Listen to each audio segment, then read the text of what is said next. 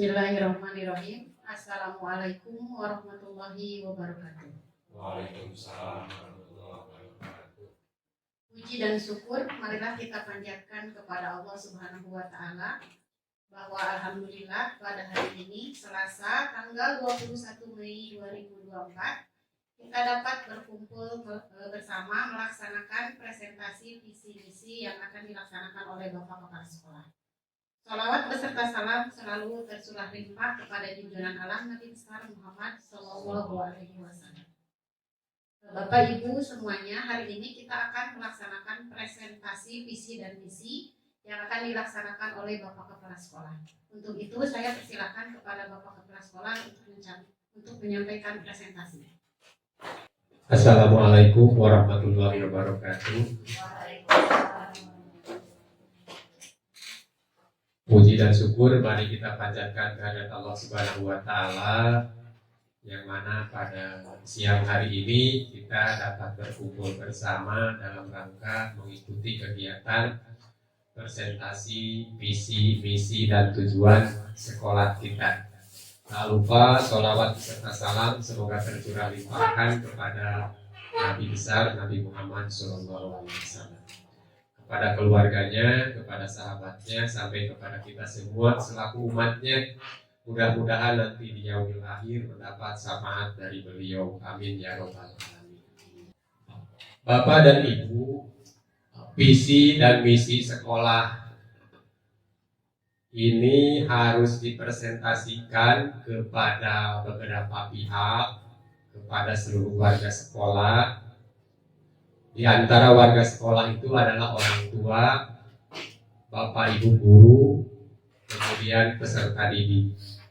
Nah, dalam hal ini kemarin dalam rapat kenaikan kelas saya sudah sampaikan kepada orang tua murid. Nah, ini saatnya visi misi ini saya sampaikan kepada Bapak Ibu guru.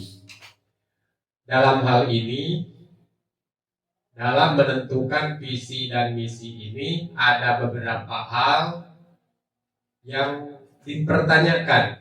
Mengapa visi misi dan tujuan perlu dibahas, perlu disampaikan kepada Bapak Ibu?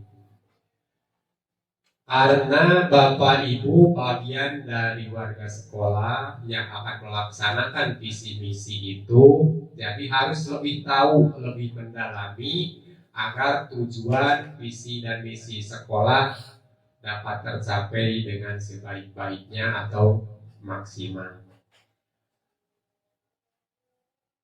Mengapa tadi visi dan misi atau tujuan perlu dibahas? Yang pertama, karena merupakan komponen utama di dalam KOSP, Kurikulum Operasional Standar Pendidikan Satuan Pendidikan, di mana dalam kurikulum tidak ditulis KOSP SD Tegalame, tapi ditulis Kurikulum Operasional SD Negeri Tegalame, bukan KOSP SD Tegalame. Nah, itu.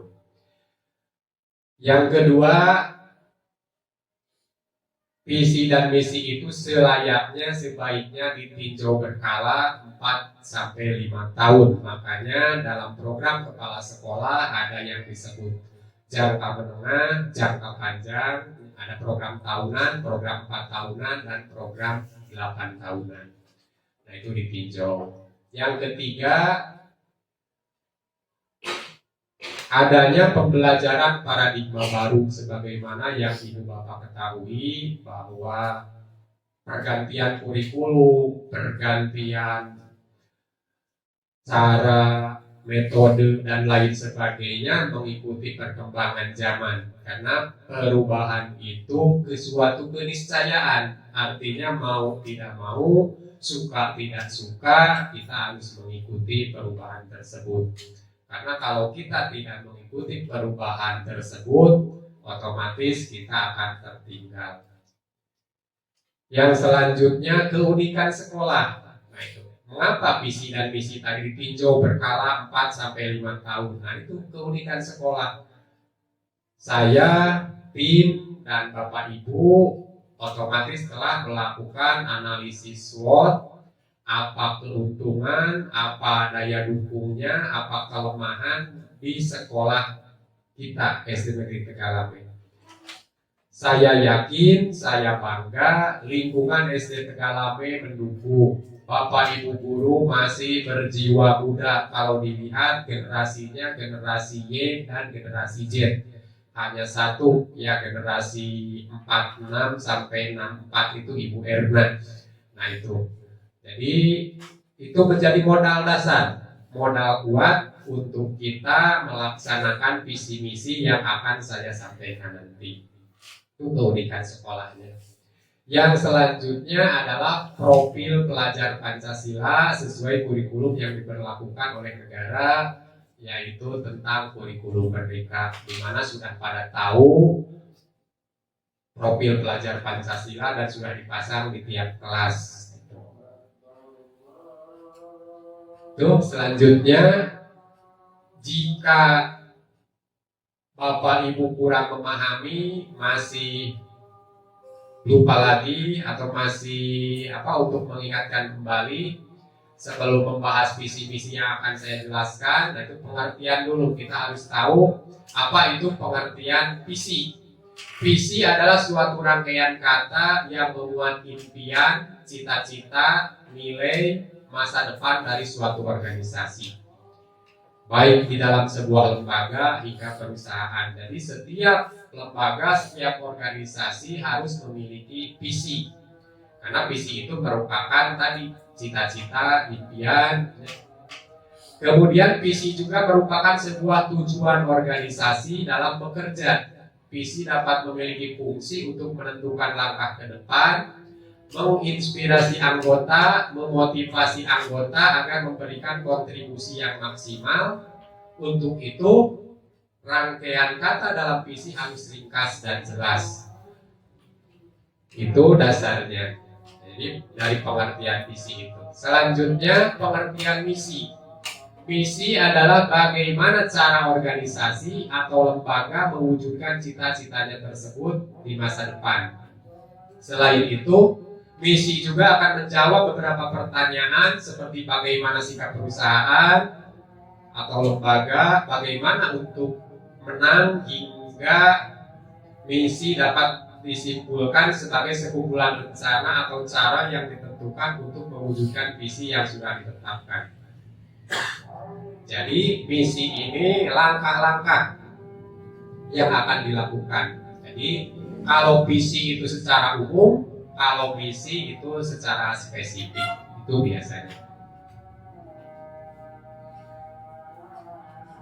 Selanjutnya, visi itu program dan kegiatan sekolah harus merujuk pada visi yang telah ditetapkan. Visi bukan hanya sekedar tulisan tanpa dipahami maknanya. Untuk menginternalisasi visi pada setiap warga sekolah, maka visi perlu disosialisasikan. Dan alhamdulillah pada hari ini Selasa tanggal 21 Mei 2024 saya sudah melaksanakannya. Tanpa pemahaman terhadap visi, maka kegiatan yang dijalankan menjadi tidak terarah. Berikut adalah visi SD Negeri Tegalame. Kalau melihat visi di tahun sebelumnya, terwujudnya peserta didik. Nah, saya sengaja dirubah untuk tahun ini menjadi terwujudnya warga sekolah yang asik. A-nya itu agamis, S-nya sehat, I-nya inovatif, dan K-nya kreatif. Mengapa jadi warga sekolah? Nah, karena pada saat ini guru sedang dijadikan kambing hitam, boleh juga disalahkan, menjadi sorotan di berbagai media tentang kejadian study tour yang memakan korban. Kalau tadi berbicara peserta didik, otomatis peserta didik, gurunya tidak mengikuti, maka saya rubah menjadi terwujudnya warga sekolah. Yang namanya warga sekolah, ada guru, ada orang tua, dan ada siswa. Nah, kita berupaya untuk mewujudkan semua warga sekolah itu asik, A-nya agamis.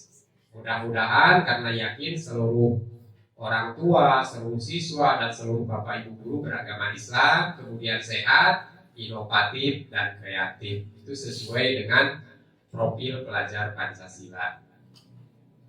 Nah, selanjutnya misi dari SD Negeri Tegalame ditetapkan sebagai representasi dari elemen visi dan elemen profil pelajar Pancasila. Elemen visi tersebut yaitu berprestasi, berbudaya, dan ramah lingkungan berdasarkan INTAP dan IPTEK. 7 misi SD Negeri Tegalame adalah sebagai berikut. Nah, itu tertuang di dalam kurikulum, ada di kantor.